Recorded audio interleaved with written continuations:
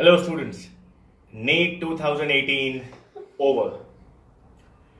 A sigh of relief, I guess.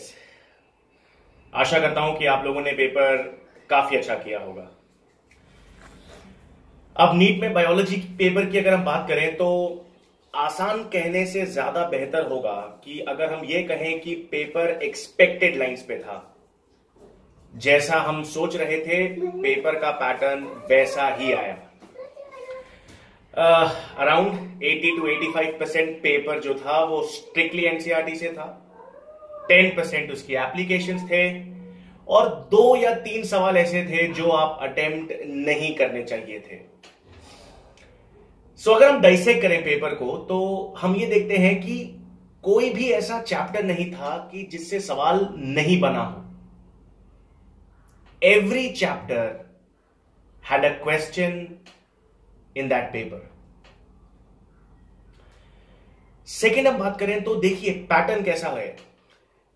Human physiology से लगभग 16 से 17 सवाल आए जो एक्सपेक्टेड हैं, क्योंकि ह्यूमन फिजियोलॉजी के चैप्टर्स कितने हैं? 7। उसमें अगर हम ह्यूमन रिप्रोडक्शन को भी जोड़ दें तो ये टोटल बन जाता है करीब 22 सवालों का। तो ह्यूमन फिजियोलॉजी प्लस रिप्रोडक्शन से 22 सवाल थे।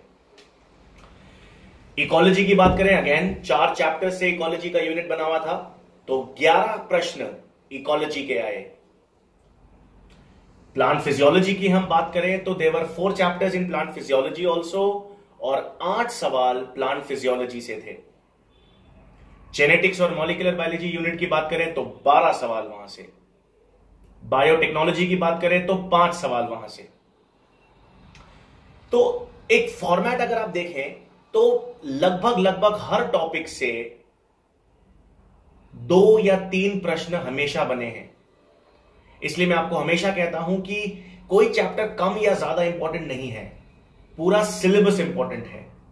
हर एक चैप्टर से प्रश्न बना है, पूरा सिलेबस इसलिए बहुत ज्यादा इंपॉर्टेंट रहता है। अगेन क्योंकि एनसीईआरटी पर ही फोकस रहता है और उस चैप्टर्स की समझ या एप्लीकेशंस पर आपको जोर देना होता है, इसलिए बहुत सारी चीजें पढ़ने की जरूरत नहीं है। मैं हमेशा अपने स्टूडेंट्स को बोलता आया हूं, आपको बहुत सारी चीजें पढ़ने की जरूरत नहीं है। एनसीईआरटी और क्लासरूम के नोट्स सफिशिएंट होते हैं। I hope you all did well.